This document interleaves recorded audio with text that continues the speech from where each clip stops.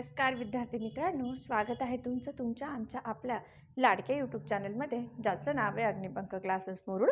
विद्यार्थ्यांनो, आपण काही डेली युजेस सेंटेन्सचे व्हिडिओ अपलोड करत आहोत. आजही मी तुमच्यासाठी असाच एक छोट्या वाक्यांचा व्हिडिओ घेऊन आलेले आहे. बघूयात आज आपण आपल्या या वाक्यामध्ये आपल्याला डेली युजेसमध्ये कुठं हे सेंटेन्स उपयोगाला पडणार आहे ते बघूयात. आपलं पहिलं वाक्य आपल्याला काय सांगतं ते. पहिलं वाक्य आहे टेल मी, मला सांग. आपण नेहमी एखाद्याला म्हणत असतो माझ्याशी बोल, मला सांग किंवा मला काहीतरी सांग. तर त्यावेळेला आपण मला सांग म्हणण्यापेक्षा टेल मी छोटंसं वाक्य बोलू शकतो. टेल मी म्हणजे मला सांग. डोंट क्राय, रडू नकोस. डोंट क्राय, छोट्या बेबींमध्ये ही समस्या खूप असते आणि आपण म्हणत असतो रडू नकोस, ओरडू नकोस किंवा शांत बस. तर डोंट क्राय, रडू नकोस. क्राय मीन्स रडणे. डोंट क्राय, रडू नकोस. बिलीव्ह मी, माझ्या शब्दावर विश्वास ठेवा किंवा माझ्यावर विश्वास ठेवा. बिलीव्ह मी, माझ्यावर विश्वास ठेवा. सी यू अगेन, आपण एखाद्याचा निरोप घेतो त्यावेळेला आपण त्याला म्हणत असतो आपण भेटूयात, पुन्हा भेटू, लवकरच भेटू. तर पुन्हा भेटू म्हणण्यापेक्षा आपण सी यू अगेन असं म्हणू शकतो.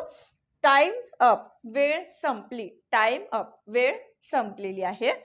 त्याच्यानंतर सी यू सून, लवकर भेटू. आता पुन्हा भेटू किंवा लवकर भेटू, पुन्हा भेटू म्हणायचं असेल तर सी यू अगेन. लवकर भेटू, सी यू सून. सून म्हणजे लवकर. सी यू सून, लवकर भेटू. आय थिंक सो, मला असं वाटतं. आपण नेहमी आपले मत इतरांना सांगत असतो त्यावेळेला आपण पटकन मांडत नाही ना, आपण विचारतो मला असं वाटतं किंवा मी काही सांगू का, मी काही सुचवू का. ठीक आहे, मला असं वाटतं, आय थिंक सो. त्याच्यानंतर लेट इट गो, जाऊ दे. लेट इट गो, जाऊ दे. एखाद्या विषयाला वाढवायचं नाहीये, लेट इट गो, जाऊ दे तो विषय. ठीक आहे. डोंट शाउट, ओरडू नकोस. लहान मुलांमध्ये मगाशी सांगितलं डोंट क्राय, रडू नकोस, तसंच ओरडू नकोस. Don't shout. त्याच्यानंतर गो अहेड, पुढे जा. गो अहेड, पुढे जा. बघूयात यानंतरचं वाक्य काय आहे ते. पुढचं वाक्य आहे keep a close watch on him, त्याच्यावर लक्ष ठेवा. आपण कुठं बाहेर चाललो तर आपण सरळ सांगत असतो आमची पप्पी आहे घरी किंवा आमचं छोटं बाळ आहे, आम्ही थोड्या वेळासाठी बाहेर चाललोय, तर मुलंच आहेत, तुम्ही त्यांच्याकडे लक्ष द्या वगैरे. असं ज्यावेळेला आपण बोलतो त्यावेळेला आपण काय म्हणायला पाहिजे, keep a close watch on him, त्यांच्यावर लक्ष ठेवा. क्लोज द डिस्कशन, संभाषण बंद करा. विनाकारण वायफळ एखाद्या विषयी जर चर्चा होत असेल तर आपण पटकन म्हणतो की या विषयावरचं संभाषण थांबवा तुम्ही. तर त्यावेळेला आपण काय म्हणायला पाहिजे, क्लोज द डिस्कशन, संभाषण बंद करा. Close the discussion.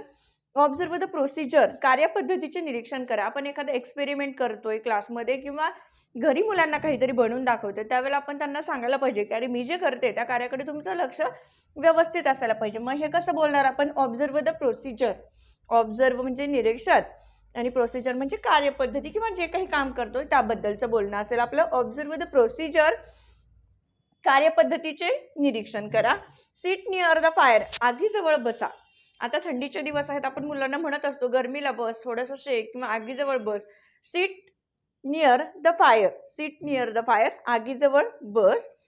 Pair your nails, लहान मुलांमध्ये खूप ही समस्या आहे की मुलं व्यवस्थित नखं काढत नाही आणि पालकांचं त्याकडे लक्ष नसतं किंवा कुठला तरी कारणास्तव ते विसरून जातं. मग मुलांना सतत स्कूलमध्ये हॅमर केलं जातं नखं काढून टाक. त्यावेळेला त्यांना कशी सूचना आलेली असते, तर pair your nails, pair your nails, तुमचे नखे काढा. Enhance your daily living, enhance your daily living म्हणजे तुमचं राहणीमान बदला किंवा तुमचं राहणीमान सुधारा. आपण जिथं राहतोय किंवा ज्या भागामध्ये राहतोय त्या पद्धतीचं तरी आपलं राहणीमान हे नक्कीच असायला पाहिजे. आपण राहत असताना चांगल्या एरियामध्ये राहत असो, ठीक आहे, मग तिथलं जे राहणीमान आहे ते आपल्याला सूट व्हायला पाहिजे किंवा आपलं जे काही राहणीमान आहे त्यांच्यापेक्षा डाऊन दिसायला नाही पाहिजे किंवा जिथं जसा देश तसा वेश घेणं खूप गरजेचं असतं. त्यावेळेला आपण नेहमी म्हणत असतो का तुमचं राहणीमान सुधारा. Enhance your daily living, enhance your daily living. Fill the missing letter, रिकामी अक्षरे भरा. Fill the missing letter, missing म्हणजे रिकामं किंवा राहिलेलं. फिल द मिसिंग लेटर, रिकामे अक्षर भरा. मॅच द वर्ड्स, शब्द जुळवा. मॅच द वर्ड्स, शब्द जुळवा. मुलांच्या स्कूलमध्ये हे सतत आलेलं असतं. Fill in the blanks, match the pairs, rewrite the sentence, वाक्य पुन्हा लिहा. आपण नेहमी सांगत असतो का मी जे सांगते ते लिहून घ्या किंवा मी जे दिलंय ते लिहून घ्या. तर रिराईट द सेंटेन्स, वाक्य पुन्हा लिह. तुझं हे चुकलंय त्यासाठी तू ते रिपीट कर, पुन्हा लिही. रिपीट मीन्स पुन्हा लिहिणे. रिराईट द सेंटेन्स, वाक्य पुन्हा लिहा.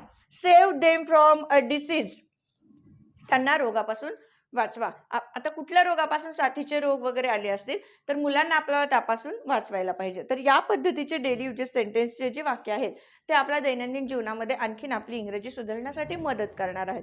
चला तर मग तुम्हाला हा व्हिडिओ कसा वाटला हे तुम्ही आम्हाला कमेंट्समध्ये नक्कीच सांगा.